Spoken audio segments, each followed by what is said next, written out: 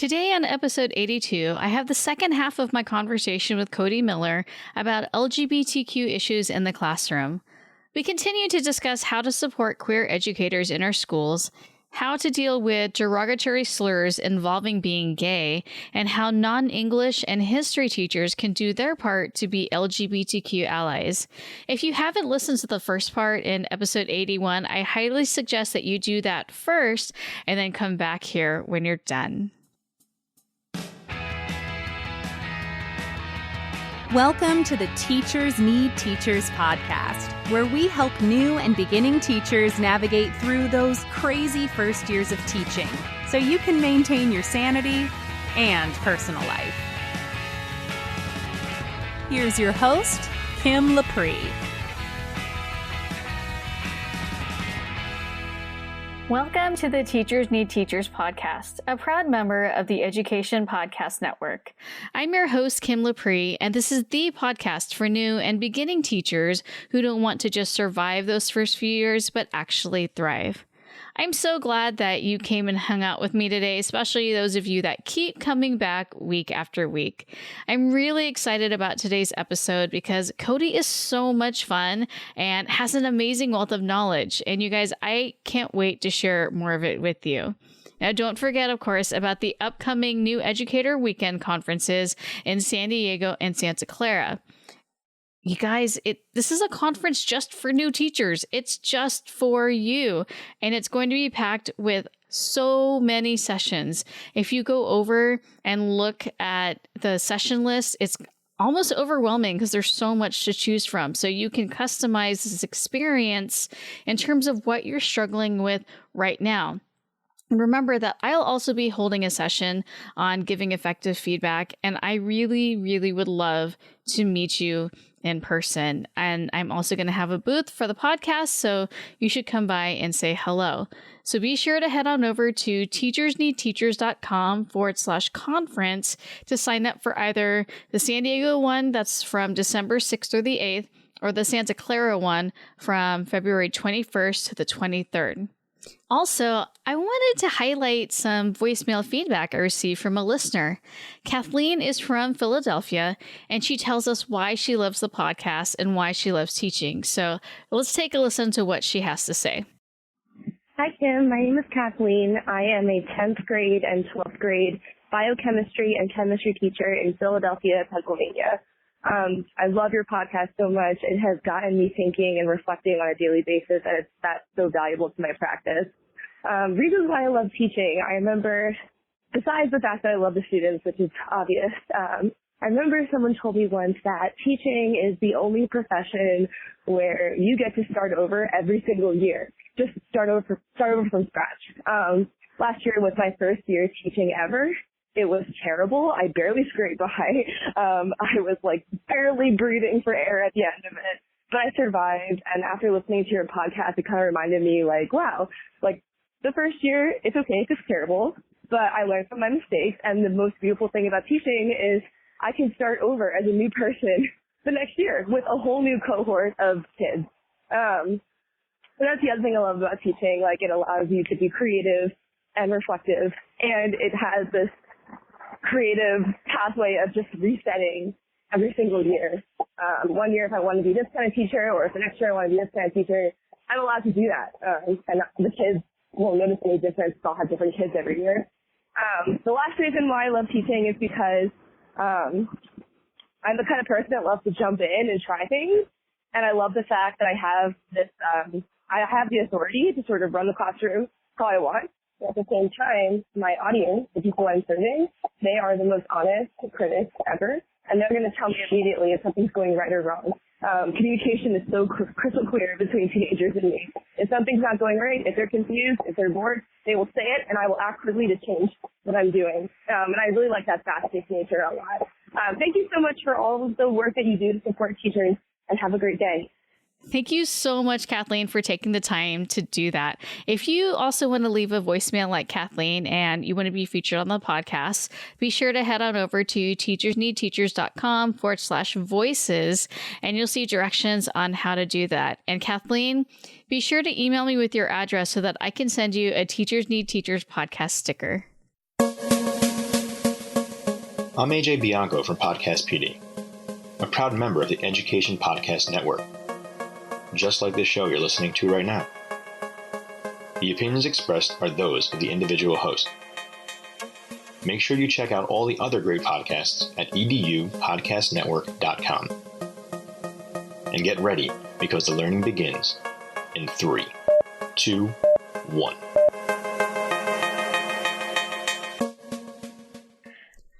Cody Miller is an assistant professor of English education at the college at Brockport State University of New York. Now, before that, he taught high school English for 7 years in Florida. His teaching and his research focus on the various ways that students construct their identities in the ELA classroom, with a specific emphasis on how young adult literature influences students' worldviews and meaning-making capacities. So you guys, he knows a lot about young adult literature. I've seen it in his Twitter, and he definitely loves to talk about it. So if you're an English teacher, you definitely want to look him up and follow him on Twitter. He's also led professional development sessions that focus on writing instruction and developing inclusive spaces for LGBTQ students. And currently, he's the chair of the NCTE's LGBTQ Advisory Committee, and that's the National Council of Teachers of English. He was awarded the Teaching Tolerance Award for Excellence in Teaching in 2016 and recognized as one of the International Literacy Association's 30 Under 30 in 2019. So now that you know a little bit about Cody, here is our conversation. And how do we have this conversation with our LGBTQ colleagues and let them know that we support it? I mean, is it going to be jarring if I came up to you and say, I support LGBTQ out of nowhere, or, oh, hey, I went to the Pride Parade, or, how can I let them also know that there's someone in the staff that is there to champion them? Yeah, it's funny because I feel like in a perfect world you don't want that, but also I get that all the time, right? I've had well-intentioned colleagues, right? I just went to a wedding and it was 2 grooms, and it's oh great, I just went to a wedding and it was a bride and a groom, right? Or when people are oh, my kid is gay, I'll be oh, my mom's straight, it's wild, right? I don't want to turn that into make a jest of that, because it really does come from a good space. But your question is really good, because I, as a teacher, whenever we hired new teachers, the first question that was always on my mind is is this someone who's going to be a bigot, or is this someone who is going to be supportive? And that's a real question that weighs heavily on LGBTQ educators. So right. What can you do? I think kind of similarly what we had talked about earlier. I think having some kind of visible sign that you're supportive is really important. I think having material in your classroom, I think we're in a socially mediated world, and we always look up people on social media when they get hired at a new place, right? And so yeah. I think using your position in all sorts of spaces, both in school and out of school, online and offline, to advocate for LGBTQ rights signals that. So yeah, I think all of that is really important. And I would say I would advise people not to do the go up and, hey, I love LGBTQ people, right? But I only speak for myself. I always was kind of great, haha. But I knew it was coming from a good place, but impact matters more than intent. I'm only speaking from myself.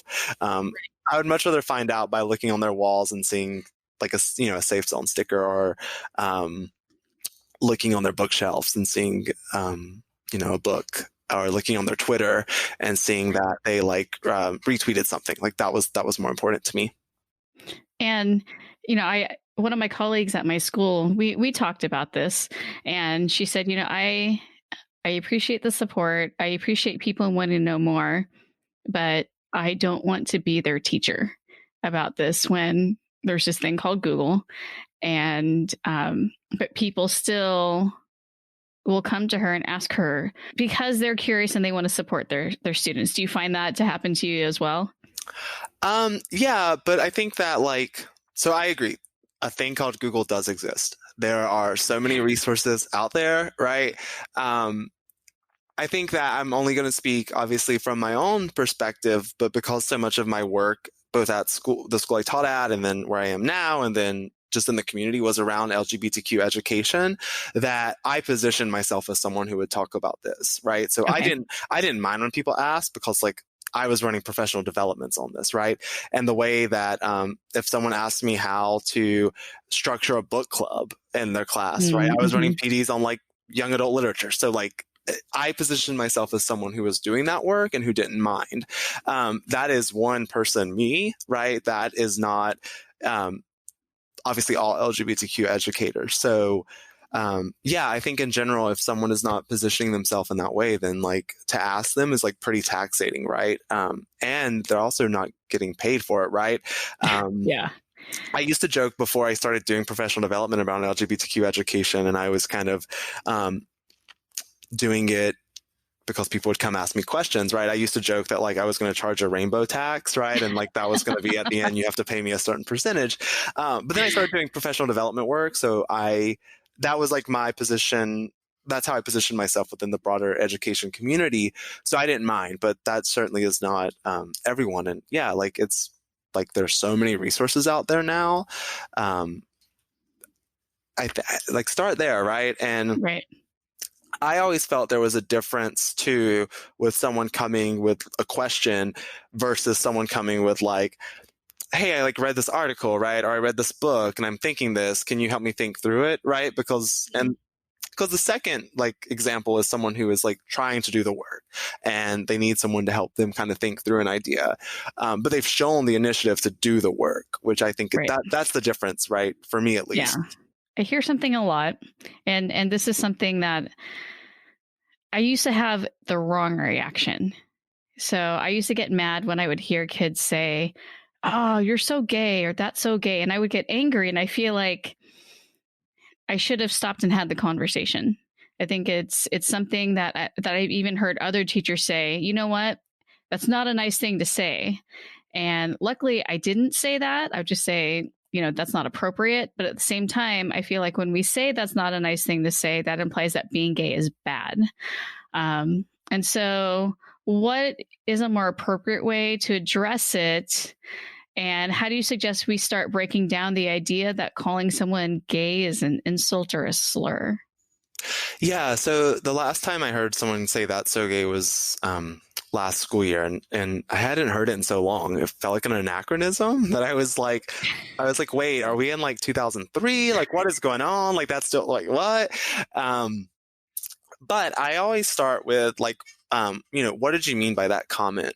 Right. And typically a student says, whatever, I meant something is bad or not cool.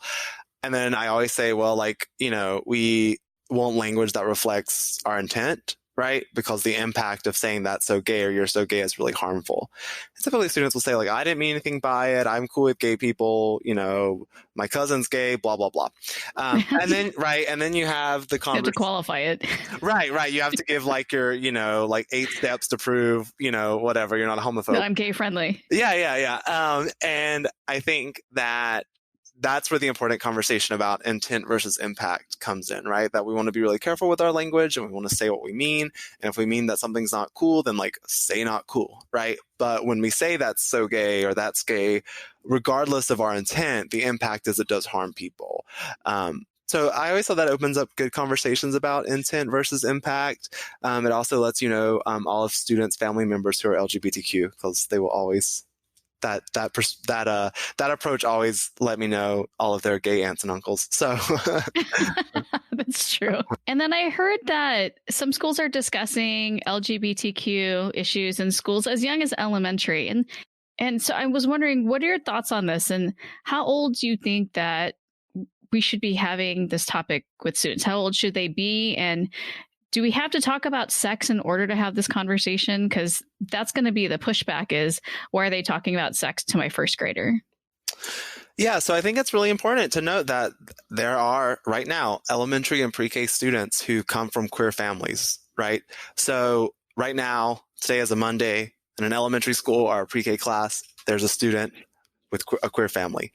And so to not talk about LGBTQ topics in elementary and preschools is a violation of those students' rights, right? Like if you're not talking about them, you're denying the visibility of their family, and you're saying there's something controversial about their family, right?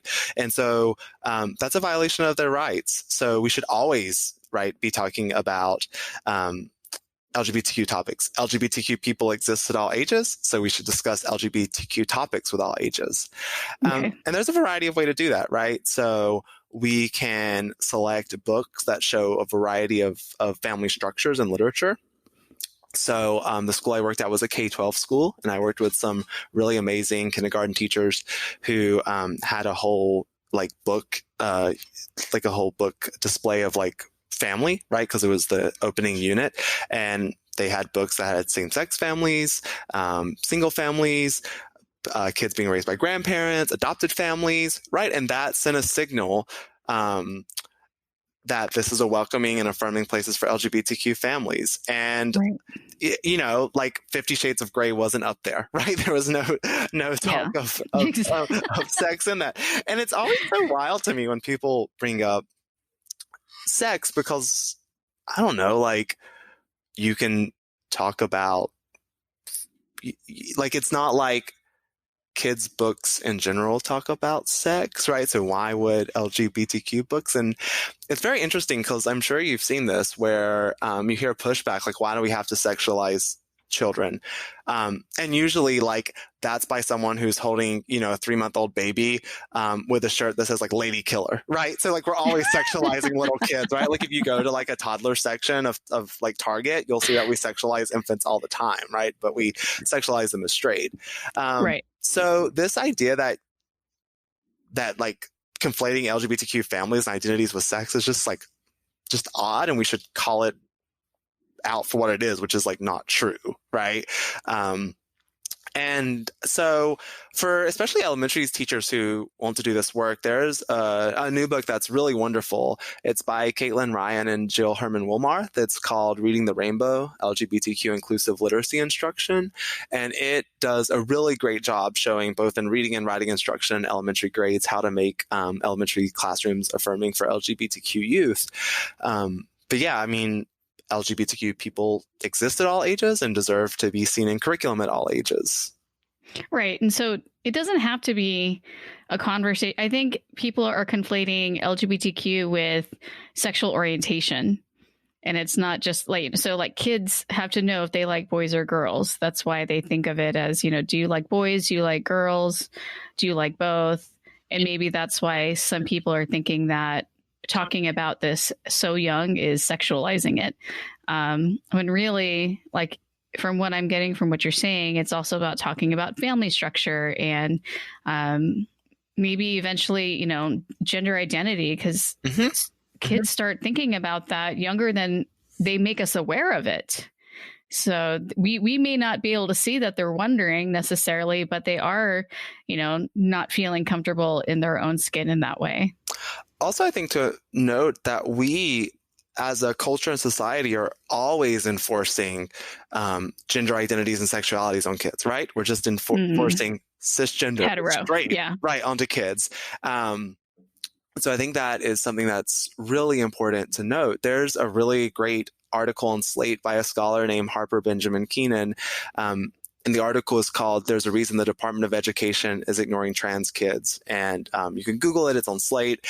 It does a really good job talking about the way schools enforce cis identities onto kids through school scripts. So we're constantly putting these scripts and identities onto kids without their consent, right? So it's when we start to say well, there could be an option for queer people that then it's, you know what I mean? Part of being a dominant social identity is you never have to name yourself and you get to masquerade as normal, right? And I think that gets to a good point that giving kids the language to talk about characters. So if you're reading about a cisgender character, just giving kids that language, like this is cisgender, this character is cisgender. So we're not, right? So we're not only naming gender identity when it's a trans person, right? Or this is a heterosexual family. That way we're not only naming family when it's a queer family, right? We're always kind of naming these identities. So that way dominant groups don't get to hide behind, the kind of mask of objectivity and neutrality. That's a good point, because if we only bring it up when it's not cisgender hetero, then we're making it seem on the fringe and not normal, and making those kids feel like their family structure is not normal if they identify with that. Yeah. And I mean, it's also, denying kids language to describe reality, right? Like, It's like kids also need to know what cisgender and heterosexual are, because that's a part of our culture and it's a part of our politics and it's a part of our world. So also giving them that language is really important.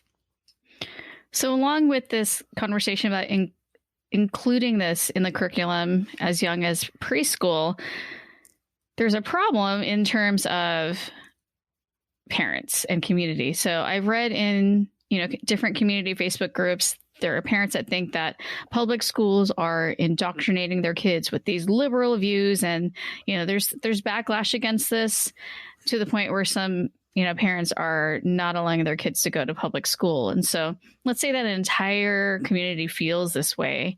What can LGBTQ educators and allies do to protect themselves and the students within the LGBTQ community?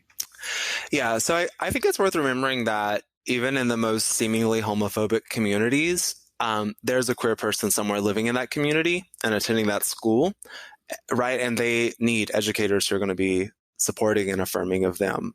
I can say that because I was that person, right? Like I grew up in a pretty homophobic area, and I never had that kind of affirmation in school.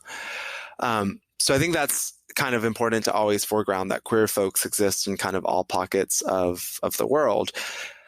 So I think that finding allies and spaces where you can discuss and grow and reflect are really important. And if you cannot find those spaces physically, I think that looking online is really important. I think Twitter is a really great space for that. I think that looking at things like Teaching Tolerance, GLSEN, there's also things like webinars. There's a number of online spaces where you can find ways to grow that kind of knowledge if it's not offered within the community.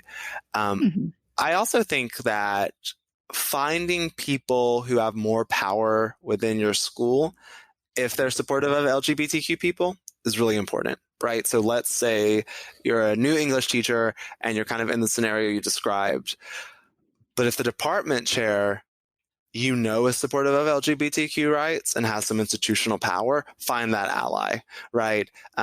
Because that's going to be your kind of go-to person, if you get pushback, or when you get pushback, if it's inevitable.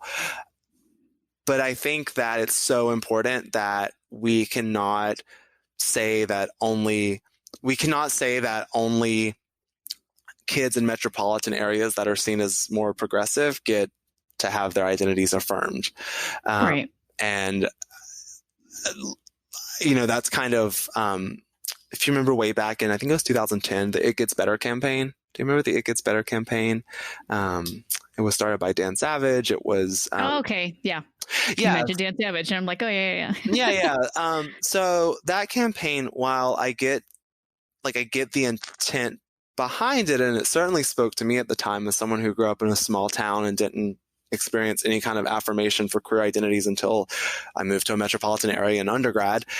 The idea that you have to hold on and suffer and then it'll get better, while that is still true for many people, it also kind of usurps the responsibility of adults in the schools, right? Like we shouldn't be telling kids it gets better. We should be like making it better for kids. So again, I get the reason behind the It Gets Better, but I think that we can do more and make schools better. Another thing that I know I keep saying, like, here's a great piece to read, but that's kind of what I do. So another thing that I would point to reading, I talked a little bit earlier about the series of blog posts we're doing with the LGBTQ Advisory Committee for NCTE. And the one that came out yesterday, actually, by a friend, Craig Young, is all about how he grew up in a really rural area like West Virginia and teaches in a rural part of Pennsylvania, and the importance of being out within those spaces and also working with teachers to even if it's just including a book on the shelf, right? Like to help carve out space in those areas, which is really important. So these small things that symbolize the fact that you support it can mean a lot to someone who hasn't come out, is afraid that no one will understand, but now they know they have an ally. Yeah, and I had mentioned Caitlin Ryan and Jill Herman Wilmarth's book. They also have an article I really like called Doing What You Can. And if doing what you can means that you can get a whole book club, like 5 kids can read a book with LGBTQ characters, do that.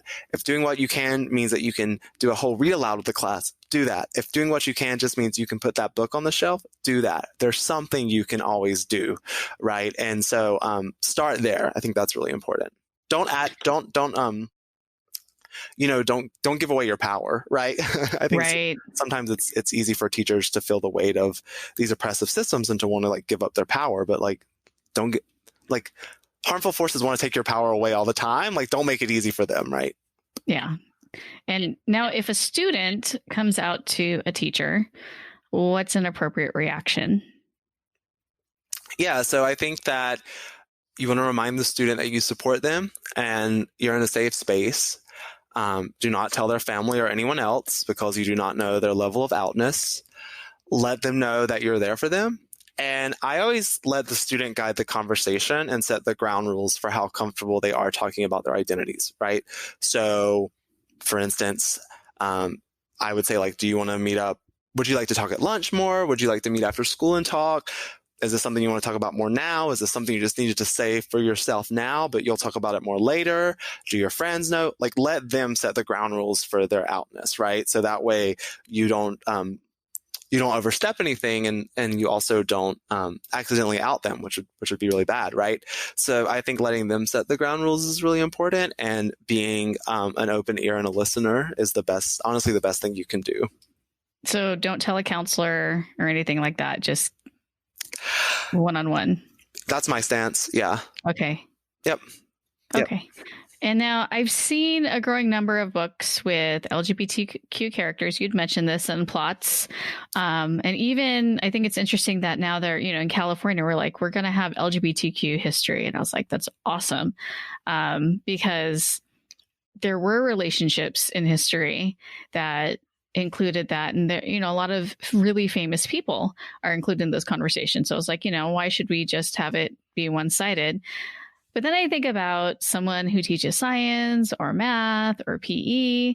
What can they do to support this as well?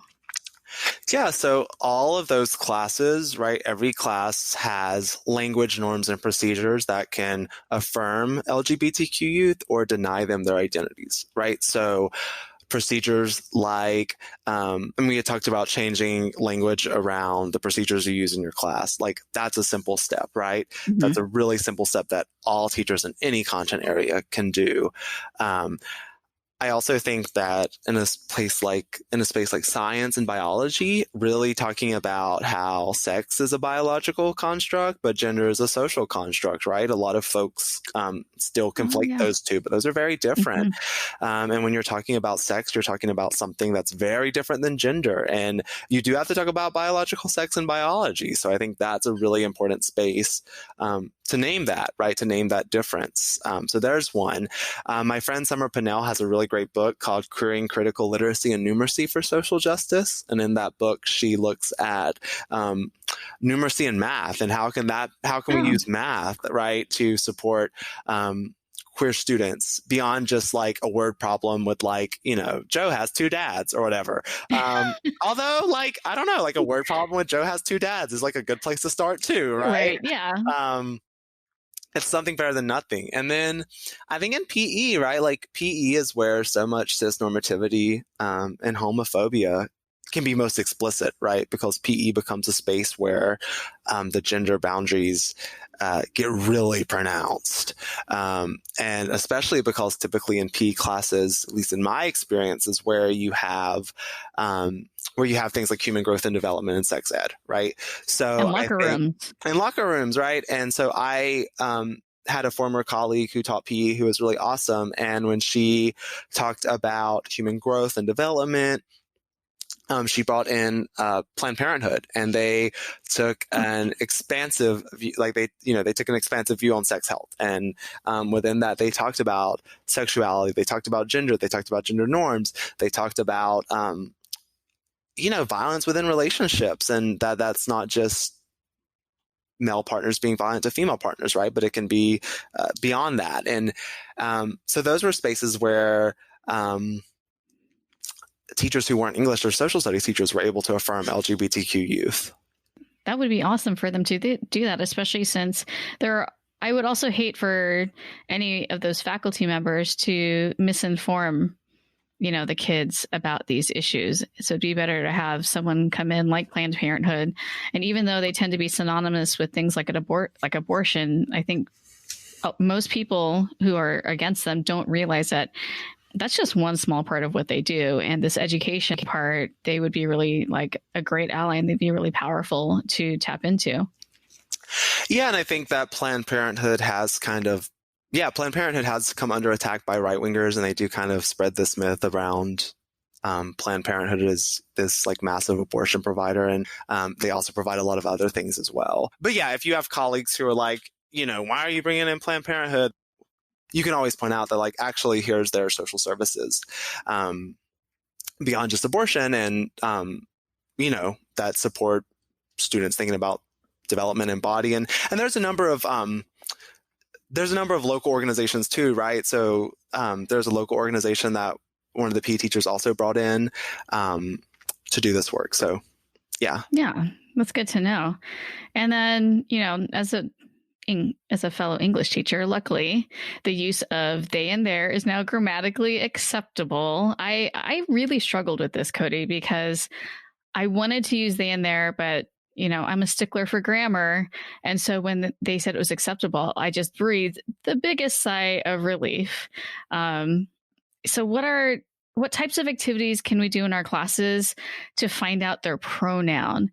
And if I do know their pronoun, or if they tell me what it is, am I calling out? Like, am I outing them? And at what age should we start having them do that? Yeah. So on the they, I want to say that people have always used singular they, right? Like my mom. In my writing, though, like I wanted to be like really correct in my writing. right. Like grammatically acceptable, like is all about power, right? Because like we can never separate quote unquote correct grammar from power, right? Like whose grammar, right? So I think that that's in and of itself a lesson to have, right? That people's lives exist and they live their lives, and they create language to describe their experiences, and then later institutions catch on, right? And often there's a power struggle within those institutions catching on. So that in and of itself is like a whole interesting conversation to have with students, I think. But anyways, so I think that when asking students about their pronouns, it's always really important to ask them if they use different pronouns in different spaces. So I went to a safe zone training. Oh, okay. Yeah, I went to a safe zone training recently, and this was brought up, and I was like, oh, that's a really good point, right? Because you don't know. Again, kind of back to our conversation about levels of outness with students. You don't ever want to out a student, right? Right. I also always wrote letters on the first day of school, and I included my own pronouns. And then I asked students if they were comfortable to write their pronouns. So that way it's not this, it's not a public declaration per se, right? If they feel comfortable saying it in a letter, then I know. And it doesn't require this kind of public outing. But I think it's also important to know that kids they're always surrounded by pronoun talk, right? So asking kids in kindergarten to discuss pronouns, like it's not radical because we're already doing it, right? Because like kindergartners are already using pronouns.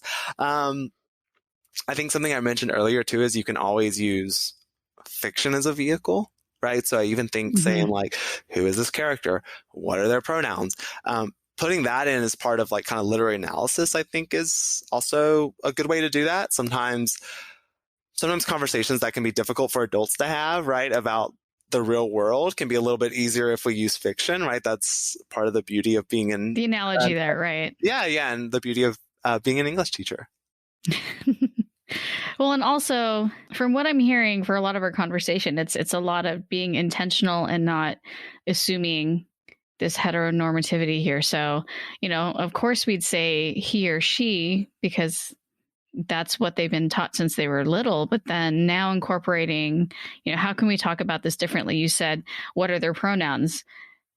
That's not something I would ever think of doing because it's the character is written as male or is written as female, but those are the assumptions again that if I'm making these assumptions, that it's one of those things that I have to break out of and then train the kids that they in the future no longer make those assumptions. Yeah. And I think that, we know that part of the power of socially dominant identities is that you get to go throughout life never having your dominant identity named right. because it gets to masquerade as normal. So disrupting that, I think, is really important. Yeah. Well, thank you so much, Cody, for taking the time to do this. This was, a little bit selfish for me. It's part of my own personal journey as a teacher so that I can grow. And like I mentioned, so I can help future educators grow who may be also struggling to know what to do. And, I feel more comfortable having this conversation, even with my colleagues that have been teaching for a while that kind of align with me in terms of like, we support it, but we haven't done enough. So I really appreciate you taking the time to educate us on these issues. Thank you. I appreciate your stance of always learning and growing. And I also appreciate your 18 years to the service of public schools. So thank you so much for that. Thanks. I absolutely loved talking to Cody, and I'm sure that you got a lot out of this too. I really feel like I'm armed with so much knowledge to really advocate and support the LGBT community in my school. So here are my key takeaways from our conversation. First, we may feel compelled to show our support by proclaiming that, we have a gay friend or relative and marching up to someone who we know is part of the LGBTQ community, but there are other and better ways to show your support. Even just displaying it in our classrooms or having actual conversations about LGBTQ issues can show that you're an ally, and that's probably more appropriate and less awkward than walking up and saying that you went to a gay wedding. While Cody is comfortable with educating those of us not familiar with LGBTQ issues in the community, not all of them feel that way. So just consider that. Second, there isn't an age that is too young to talk about LGBTQ issues. When it comes to discussions about gender, it's so easy to just default to cisnormativity and heteronormativity, which really shapes how kids see the world and the language they use to describe it.